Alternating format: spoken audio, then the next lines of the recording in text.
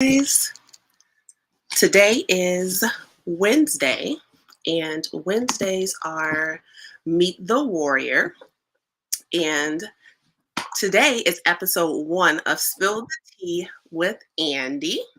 And our guest today is Janet. So, Janet, can you hear us? I can hear you. Can you hear me? Not hear you. Can you hear me now?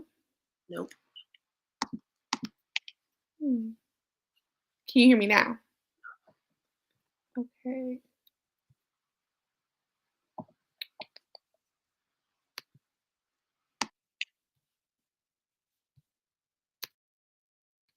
What about now? Now?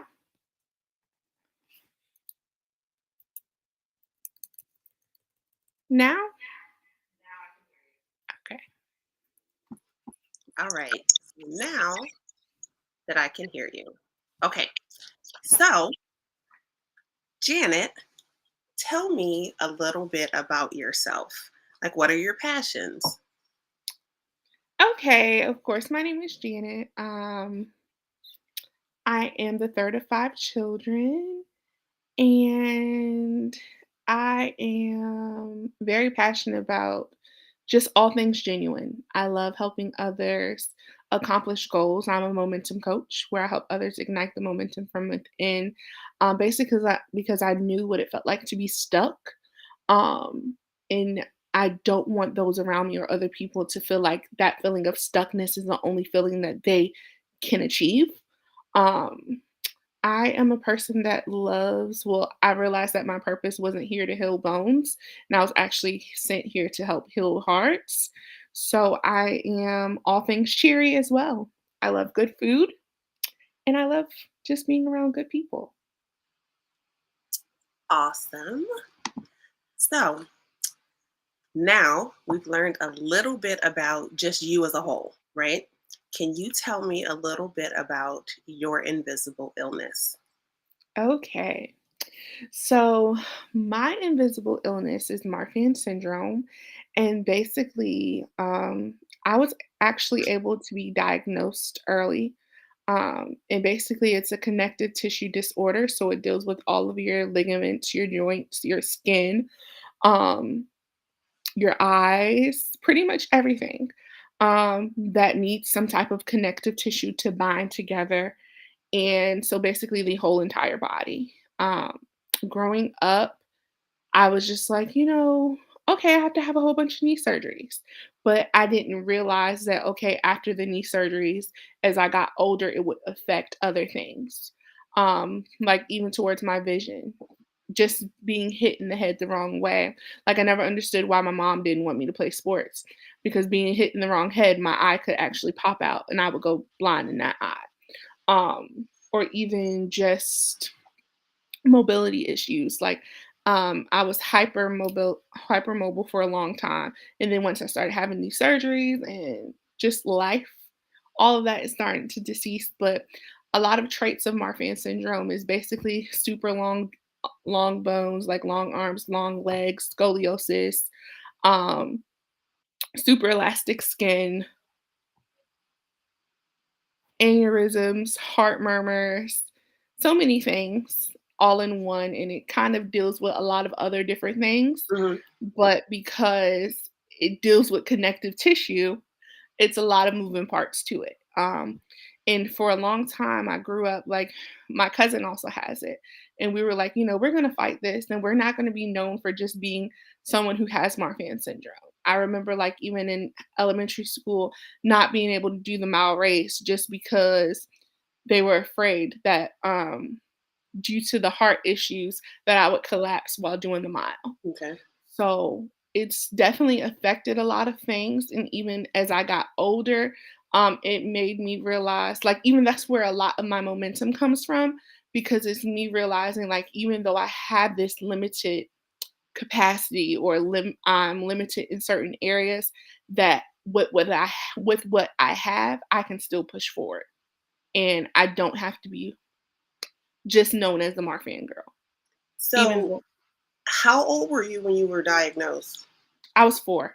Okay. Um, How does it affect you now? Um, now, um, I'm constantly reminded by it now. I guess from having multiple aneurysms, and even now when it comes to certain things, um, I'm very mindful. I guess in a sense, I've become my mother. Like in certain things, I'm like, oh, Janet, don't even try that. Like, don't do this because you're going to be in pain for the next week if you even do that. Mhm. So it makes me more mindful. Even when I put in my body, like, I know certain things are going to make me feel awful. So even though I may want this ice cream or I may want this piece of cake, I may not eat 2 slices like I used to when I was 6, just because I know how it's going to affect me. Okay. Um, and even with, like, different relationships when it comes to, like, going out like I used to and things like that, um, instead of being the person who you just is just like, "You know what? Oh, yeah, I'll do that with you." Like, now I'm just like, "You know what? I'll see." Because instead of saying, like, calling them the same day and saying, "You know what? I'm just not gonna be able to do it." I don't wanna have to explain myself multiple times. I'll just say, "I'll see." Right. Because it's a safe barrier for me because I don't wanna constantly say, "Oh, yeah," or be known as, "Oh, yeah, she's can't do this because of this." Right. So that's how it's affected me, but it's also allowed me to see that I'm strong. Mhm. And after doing a lot of research, a lot of individuals who are not like diagnosed as early as I was, their average life expectancy is 32. So just to be able to see, like, you know what? I'm almost there. Right. And I'm still here. I'm still healthy in my sense of healthy. And Right. I'm still capable, like, so each day is like, hold on, you have a lot of life to live. So we're not going to be bound by this in a negative way. And we're going to Right. show up. Okay. Um, so a lot of um, people with chronic illness, they struggle with mental health. Mhm. Have you struggled with mental health in regards to your diagnosis? Yes. Um, yes, I would say yes, especially depression. Like growing up in a Pentecostal house, you don't get to deal with depression, right? Depression is not something that you're able to say that you have, or especially like a single mother household. The Right. single mom doesn't get to worry about herself.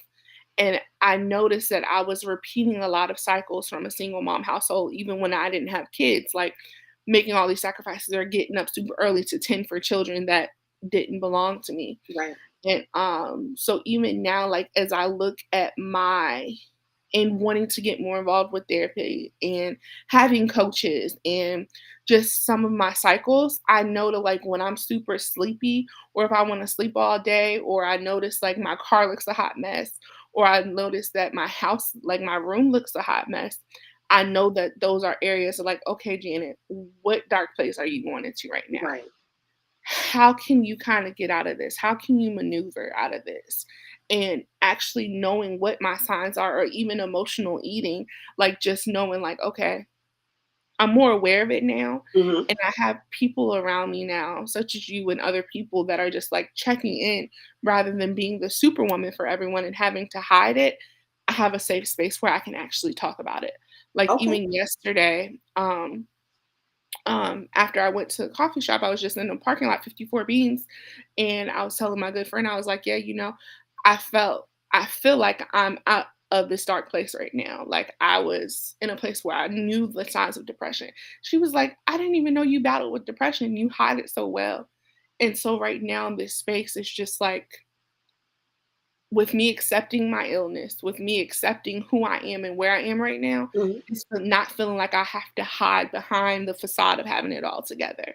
Okay. And that's where I am with mental illness right now. So, what does healthy look like for you now versus younger you? Happy. Okay. Healthy looks like happy. It looks like eating like, did you eat today? It looks like, did you get some type of exercise today or walked? I don't care if it was just to the mailbox. I remember when the pandemic first started, There were some days, I don't know if it was just because I got so used to sitting that I was in so much pain that I would look at my health tracker on my phone and I would cry because I would only get like 200 steps in.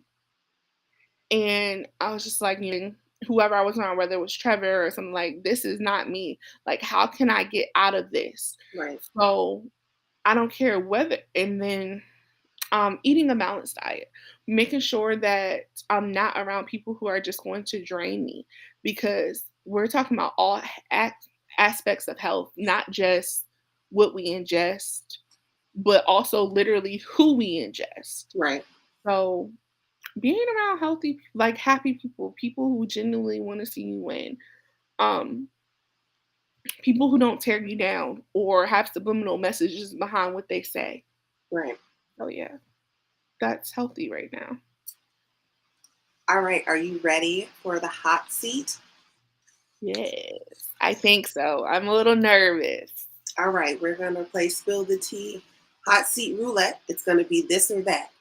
Okay. It's the first thing that comes to your mind out of the choices that I give you. Okay. Beach or forest? Beach, City streets or country trails? city streets, Sorry, I don't know that. Alexa's tripping. Comedy or romance? romance, Flying or driving? driving, Fruits or vegetables? fruits, Horror or comedy? comedy, Movie or music? music, Ocean or mountains? ocean, Vacation or staycation? staycations, Bare feet or shoes? bare feet all day, Jokes or riddles? riddles, Saturdays or Sundays? Saturdays, Asking the questions or answering the questions? asking, Calling or texting? and texting all day long. Roses or lilies? Lilies, Serious or funny? funny, Jelly or jam? jelly, Cat or dog? dogs, Fair or theme park? bear, Coffee or tea? tea, Crunchy or smooth nut butter? crunchy, Guac or salsa? guac, Netflix or Hulu? Netflix, Intense pain for 10 minutes or dull pain all day? intense, Ketchup or ranch? ranch, Is the glass half full or half empty? half full, And now, the last question. Describe your perfect support system and what you wish people knew about your condition. My perfect support system is people who don't make me feel weak or incapable. Um, People who can see my strength and even on my strong days, understand like, hey, she may not be feeling 100% today. So let me just check on her, or let me not add stress to her plate by saying, oh, she's not working today. So let me just pour my things onto her. What I wish people knew is that um, when you have illnesses, even when you're in the hospital, physical therapy, the first thing people tell you to do is smile.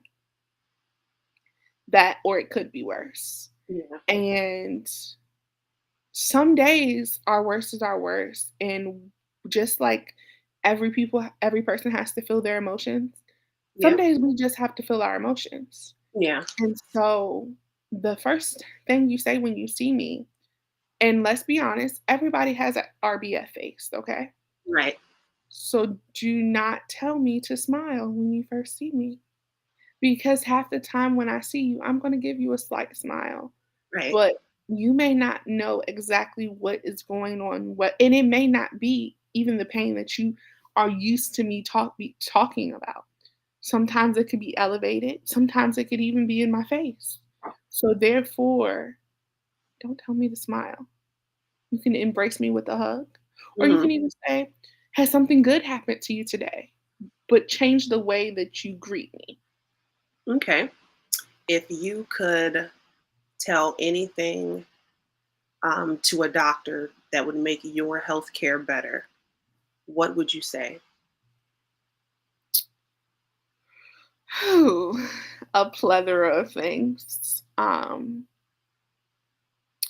Look at the results in a whole and not just focus on your area of expertise.